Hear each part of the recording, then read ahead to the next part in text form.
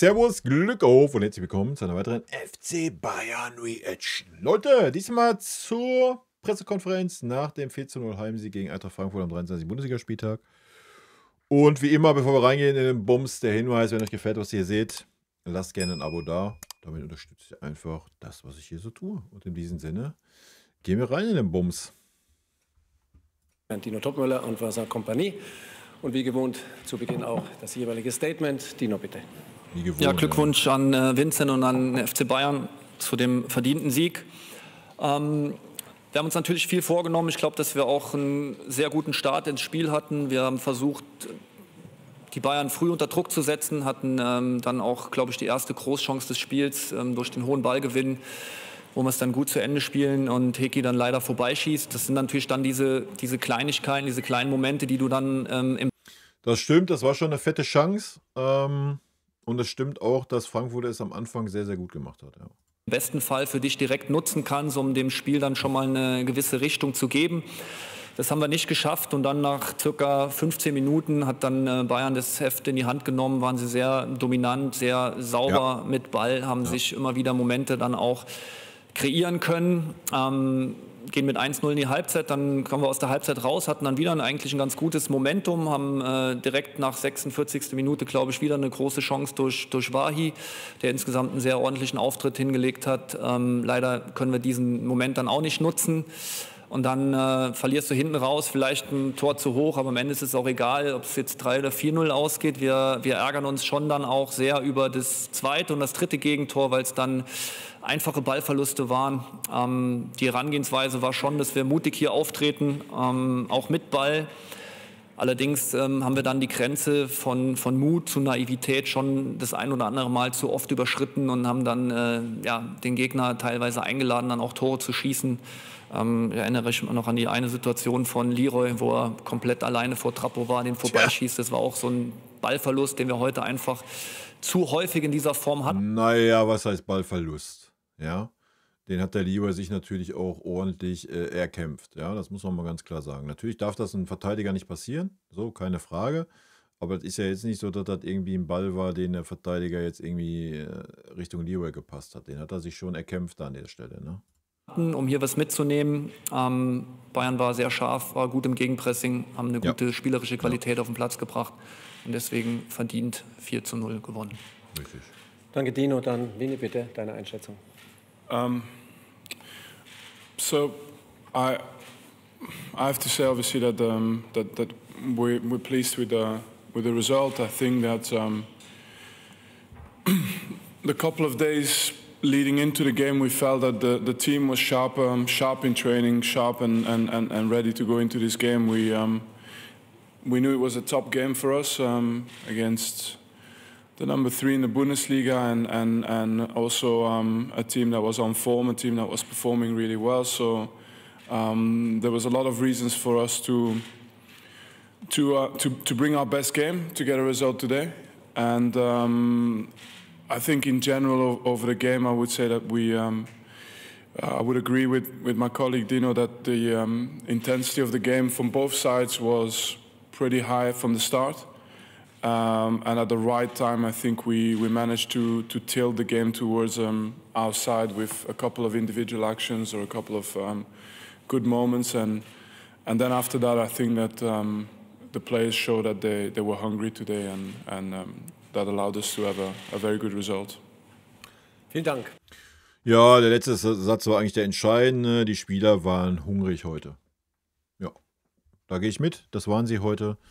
Und deswegen hat das Spiel so ausgesehen, wie es ausgesehen hat. Beginnen wir mit den Fragen. Hier auf der rechten Seite Hannah Reif für Merkur und TZ, bitte, ja. Ja, 2 Fragen an Kompanie. Die erste zu Joshua Kimmich. Ich glaube, es ist nicht ganz so schlimm. Können Sie uns da schon Näheres sagen und vielleicht uns mal einen Einblick geben, wie schwer es ist, dem Mann, der immer spielen möchte, mal zu sagen, er braucht vielleicht mal eine Pause? Ganz ehrlich, wenn man heute gesehen hat, wie die Leistung ohne Kimmich war, da muss man als Trainer, das ist ja dasselbe, was ich zu Tabby in der letzten Reaction gesagt habe, da musst du den Spieler sagen, pass mal auf, Josh, nein. Und pass mal auf, Herbie, nein. Dass die wollen, jeder Spieler will immer spielen. So, da brauchen wir nicht drum herum reden, ja. Aber wenn wir heute gesehen haben, wie Deon und Pavlo das dann gemacht haben in der Zentrale, war das schon stark. Ja? Und man hat jetzt nicht gesagt, ach du Scheiße, ich habe jetzt den Josh so wahnsinnig vermisst. Das hat man nicht. Ja, also ich persönlich nicht, ich habe es nicht gemerkt. Ganz im Gegenteil, ja, wir waren auf jeden Fall stabiler in der Zentrale wie vorher. Ja. Das soll jetzt gar nicht gegen Josh sein. Josh hat bisher eine sehr, sehr gute Saison gespielt, hat auch das Spiel gut gespielt. Aber es ist jetzt nicht der Faktor, wo ich jetzt gesagt hätte, wow, ach du Scheiße, jetzt sind wir aber so wahnsinnig geschwächt. Das war ja nicht der Fall. Ja. Und da musst du einfach mal dann zu dem Spieler sagen, nee, du spielst jetzt mal nicht, wa? So. Weil nochmal, kein Spieler ist größer wie dieser Verein, Alter. Und dann muss man da so auch mal handeln. Ne? Und die zweite Frage zu Hiroki Ito, der heute sein Premierentor geschossen hat. Vielleicht können Sie zu ihm noch mal kurz was sagen, ja, wie groß die Freude für ihn war. Danke. Ich glaube, dass die erste Nachricht, die ich bekommen habe, ist, dass es nicht so schlimm ist. Also das stimmt. Und vor allem das Schlimme ist ja auch noch, ey, du hast ja nicht so, dass du irgendwie keine Spieler hast für die Zentrale. Du hast super viele Spieler für die Zentrale, ja. Du hast einen Palinja, du hast einen Conny Leimer, der wieder rechts rumgeeiert ist, warum auch immer. Frag mich nicht, geht in meinen Schädel nicht rein. Brauche ich mich aber nicht zum 100.000 Mal wiederholen. Ja. Selbst dann hast du ja immer noch zwei Spieler, die auch diese Positionen bekleiden können, also. Und ja, ich glaube letztendlich, dass es normal ist, dass es irgendwann dass manchmal was passiert. Er hat natürlich alles gespielt, aber ich würde auch sagen, dass er auch nicht ist wie jeder. Das heißt, er hat auch ein unglaubliches Vermögen zu spielen, immer wieder bereit zu sein, auch immer wieder zu leisten. Und okay, jetzt Montag werden wir irgendwie, wie lange Pause er braucht, aber wenn es nicht so lange ist, dann ist es letztendlich auch kein großes Problem. Und natürlich Hiroki, er war ganz lange aus und er hat in ganz wenig Zeit gezeigt, dass er, glaube ich, in Zukunft für unseren Verein eine sehr wertvolle Spieler sein wird. Und das Tor natürlich ist immer schön, weil das ist so eine Geschichte, die dann auch gut ist für die Mannschaft. 6, 7 Monate raus und dann dieses Moment heute und das sind alle Geschichten, die wir mitnehmen in diese Saison. Okay. Dann gleich direkt daneben Nikolaus Linne für die Bild-Zeitung. Servus zusammen. Frage an Herrn Kompany. Uli Hoeneß hat sich kürzlich geäußert und gesagt, dass ihm die Meisterschaft nach der letzten schwierigen Saison sehr viel bedeuten würde. Und zeitgleich meinte er, dass für seinen Geschmack ein bisschen zu viel über die Champions League gesprochen wird beim FC Bayern. Wie sehen denn Sie das? Hat er da recht aus Ihrer Sicht? Sie versuchen schon 6 Monate ohne Erfolg. Es ist einfach so erfrischend, wie der Winnie einfach die dumme Bild-Zeitung durchschaut. Ne? Ich habe Ihnen schon gesagt, ich werde nicht widersprechen, was eine Legende von diesem Verein sagt in die Öffentlichkeit. Er hat sich seine Meinung verdient und wir haben alle Respekt für seine Meinung. Und ich werde meine Meinung sagen zu den Fragen, die zu mir gestellt werden, aber nicht aufeinander kommunizieren. Entschuldigung, ich habe die Frage schon vergessen. Nächste Frage. Genau, ein bisschen wechseln wir auf die Frankfurter Seite. Radio FFH, bitte. Ja, Dino, eine Frage. Du hattest ja in der ersten Halbzeit eine extrem junge Mannschaft dann da eben stehen, hast selber gerade eben ja schon gesagt, zwischen Mut und Naivität, das hat dann so ein bisschen gewechselt. Hast du dich im Nachhinein vielleicht ein Stück weit geärgert, dass du dich für diese sehr junge Mannschaft entschieden hast, gleich von Anfang an? Oder sagst du, nee, die haben jetzt auch richtig was dadurch lernen können für die Zukunft, haben jetzt quasi Lehrgeld, so hat es Markus Krösche genannt, bezahlt? Nee, ich bin schon stolz auf die Jungs. Die jungen Spieler, die haben hier riesen Entwicklungsschritte gehen können, gehen dürfen. Wir haben natürlich heute auf der anderen Seite eine Mannschaft gesehen, die sehr viele Weltklasse-Spieler einfach in ihren Reihen hat. Und natürlich haben wir dann auch gemerkt, dass wir noch ein bisschen was tun müssen, um an dieses Niveau ranzukommen, was auch völlig normal ist. Ich würde die Aufstellung wieder so wählen, weil diese Schritte, diese Spiele wie jetzt heute hier gegen so ein Team, das erste Mal auch, das ist halt schon noch mal was anderes, wenn du dann als junger Kerl hier in der Allianz Arena gegen Bayern München aufläufst. Aber das sind genau die Momente, wo wir wachsen wollen. Natürlich haben wir uns auch vorgenommen, nicht nur diesen Wachstumsschritt zu gehen, sondern auch ein Ergebnis mitzunehmen. Aber dafür war Bayern heute dann auch leider zu gut. Teilweise war es aber natürlich auch der Verletzung von Robin Koch geschuldet. Der konnte nicht spielen. Mario hat uns natürlich auch gestern leider kein grünes Licht gegeben für einen Startelf-Einsatz. Elias Giri hatte noch Probleme mit der Rippe, der auch dann wieder im Kader war, der auch reingekommen ist. Aber wir haben totales Vertrauen in alle Spieler, in alle Alterskategorien. Und ja, wir haben heute Lehrgeld bezahlt und das ist auch absolut in Ordnung. Wir müssen sollten unsere Punkte gegen andere Gegner holen. Bonuspunkte haben wir heute hier leider keine mitnehmen können. Dann auf der linken Seite Klaus Bergmann für die dpa. Herr Kompanie, Sie hatten gesagt, man kann nicht immer die gleiche Leistung bringen über eine Saison und hatten gesagt, diese 3 intensiven Spiele in so kurzer Zeit, die zeigen eben auch Wirkung. Und jetzt haben Sie abgehoben auf diese Extratage, die Frische. Stimmt Sie das jetzt auch zusätzlich zuversichtlich? Die Frische ist wieder da, man spielt jetzt nächste Woche Freitag erst wieder und dann mittwochs drauf wieder 5 Tage gegen Leverkusen. Also gehen Sie jetzt sehr optimistisch an diese Spiele ran? Grundsätzlich gehe ich sehr optimistisch in jedes Spiel rein. Aber ja, das ist für unsere Mannschaft gerade, glaube ich, schon ein Vorteil, dass wir jetzt dann wirklich 5 Tage haben. Ja. Oder was heißt 5? Montag, Dienstag, Mittwoch, Donnerstag, 4 Tage. 4 Tage Training oder Regeneration, wie auch immer. 2 Regenerationen, 2 Training, whatever, aktive Regeneration, das passt schon. Das ist natürlich was anderes, als wenn du 6 Tage hast und hast nicht mal einen Tag ordentlich Regeneration, weil du dann noch auswärts spielst und sowas. Das ist natürlich alles ein Faktor. Und ich habe es ja vor dem Frankfurt-Spiel gesagt, aber da quatschen wir morgen mal im Stream ein bisschen ausführlicher drüber. 18 Uhr live auf Twitch, wer Bock hat, schaut vorbei.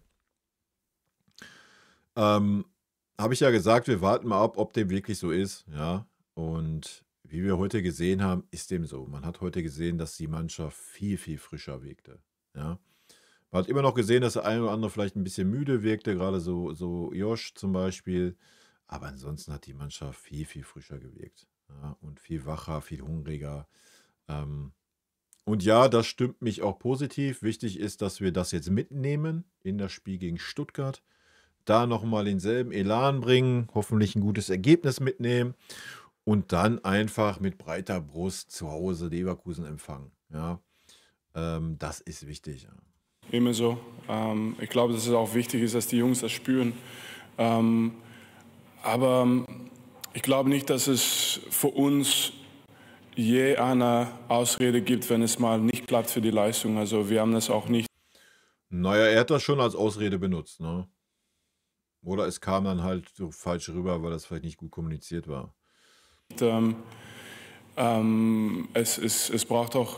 Es macht auch keinen Sinn, das gut zu reden, aber es ist auch wichtig, mal objektiv und rational zu bleiben, einfach, weil das ist auch wichtig für die Mannschaft. Und ich meine nicht, dass man das in die Öffentlichkeit immer zeigen muss, aber innerhalb der Mannschaft ist wichtig. Da gehe ich mit, ja, 100%. Das ist ja auch, was ich gesagt hatte, auch nach den letzten Spielen. Man kann öffentlich das schön reden, schön darstellen, alles tutti erzählen, damit keine Unruhe von den Medien reinkommt. Das fühle ich 100%, solange man das intern dann anders behandelt. Ja, und das scheint es ja auch gegeben zu haben, wenn man sich das eine oder andere heute angeschaut hat. Und er sagt es ja gerade auch selber. Wichtig, dass wir immer spüren, wir sind nur auf uns selber fokussiert, nicht auf andere Sachen. Und wenn man ein bisschen Erfahrung hat, dann weiß man, wenn die Leistung manchmal nicht stimmt, dann musst du die Ergebnisse holen, die Mentalität zeigen, haben wir gemacht. Natürlich wollen wir das perfekt Idealbild und dann weißt du, wenn du Qualität hast und Talent und die Köpfe sind dabei, dann kann es immer wieder das nächste Spiel sein. Und jetzt haben wir gewonnen und vielleicht sagen manche Leute, dass es gut war heute. Aber wir werden genauso ruhig bleiben wie letzte Woche. Und wir haben für 2 Wochen gegen Werder Bremen in diesem Stadion auch sehr gut gespielt. sind wir auch ruhig geblieben. Wir haben dann gegen Celtic vielleicht nicht die Leistung gebracht in diese Stadion, auch ruhig geblieben und das wird jetzt so bleiben. Dann kommen wir zu den letzten Fragen, bitte. Florian Eisele für die Augsburger Allgemeine. Und nochmal, das ist aus meiner Sicht auch völlig fein, dass man gerade nach außen hin in der Öffentlichkeit ruhig bleibt. Ja. Intern kann das ja ruhig anders aussehen. Ne? Hier oben. Ja, eine Frage an Herrn Company. Sie haben vorhin bei den Kollegen von The Zone gesagt, Sie machen es nicht wegen dem Lob. Aber war es so, dass Sie von der Kritik der letzten Tage vielleicht ein bisschen überrascht waren oder irgendwo tangiert waren? Und ich glaube, Lob ist ja trotzdem nicht ganz schlecht, wenn man es bekommt, oder? Nein, es ist bei mir so, man muss Entscheidungen treffen in diesem Job, was man aus diesem Job holen will. Das ist ganz wichtig, glaube ich. Und ich habe von Anfang an gesagt, bei mir, wenn ich Trainer werde, sonst mache ich das nicht. Wenn ich Trainer werde, dann werde ich Trainer für die Spieler, nur die Spieler. Ich habe es letztendlich auch alles schon gesehen in meiner Karriere. Ich bin nie überrascht, eigentlich. Ich verstehe das auch, sie machen ihren Job, das ist kein Problem. Ich kann auch mitschreiben, wenn Sie wollen, genau was Sie schreiben müssen nach einem Sieg oder Verlust oder Spiel wie heute oder gegen Celtic. In jedem Szenario kann ich mitschreiben, wenn Sie wollen. Aber das ist nicht mein Passion. Mein Fokus ist die Spieler, die Gruppe. Wenn die manchmal zweifeln, dass die dann wieder diese Glauben haben, sofort. Weil letztendlich Sie schreiben immer, was normal ist, über das letzte Spiel. Aber das nächste Spiel schreiben wir. Das ist die Wahrheit. Und das war auch die Mentalität in dieser Woche. Und deswegen bin ich auch nicht überrascht, wenn mal so geschrieben wird. Aber ich bin auch nicht überrascht, dass wir heute leisten. Ich habe es schon so oft mitgemacht. Ich glaube, wenn wir noch... Und das ist halt der Unterschied. Ja? Das ist der Unterschied zum Beispiel zu so einem Nagelsmann, ja? Der das halt nicht so verargumentieren konnte, weil er es nicht mitgemacht hat. Ja. Das ist halt so der Vorteil von diesen Weltklasse-Spielern, die auf diesem Niveau gespielt haben, die das alles erlebt haben, wenn die dann Trainer werden und ja, da haben die halt einen gewissen Vorteil, das muss man ganz klar sagen. Was jetzt nicht heißt, dass der Nagelsmann ein schlechter Trainer ist, das sehe ich natürlich nicht so, ist ein guter Trainer, aber das ist halt so ein gewisser Vorteil, den Kompany gegenüber Nagelsmann beim FC Bayern hat. Ja.